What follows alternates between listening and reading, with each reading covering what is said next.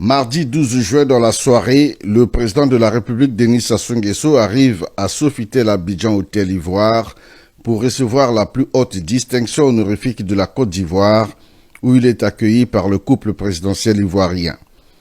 Denis Sassou Nguesso est ainsi élevé à la dignité de Grand Croix de l'Ordre national de mérite de la Côte d'Ivoire.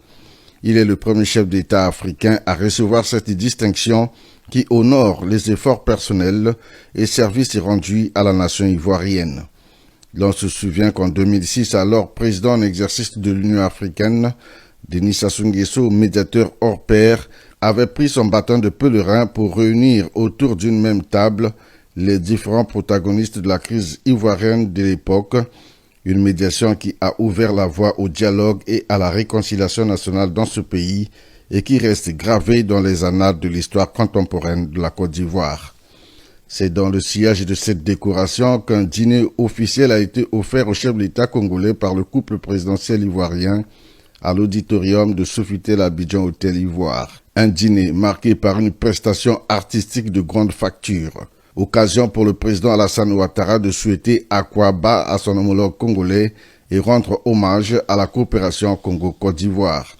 Pour sa part, Denis Sassou Nguesso, qui a salué la pérennité de l'héritage laissé par le père de la nation ivoirienne, Félix Houphouët-Boigny, a souhaité que la coopération entre le Congo et la Côte d'Ivoire soit diversifiée, rationalisée et renforcée davantage pour l'intérêt des peuples des deux pays. Nous pouvons nous réjouir de l'excellence des relations d'amitié, de coopération et de solidarité qui unissent nos deux pays, ainsi que la volonté de nos gouvernements et de nos peuples de les diversifier et les pérenniser.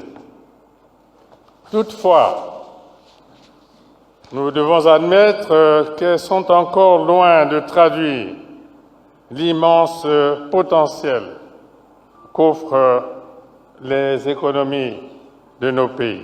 Face à ce constat, nous devons œuvrer à leur diversification et à leur rationalisation.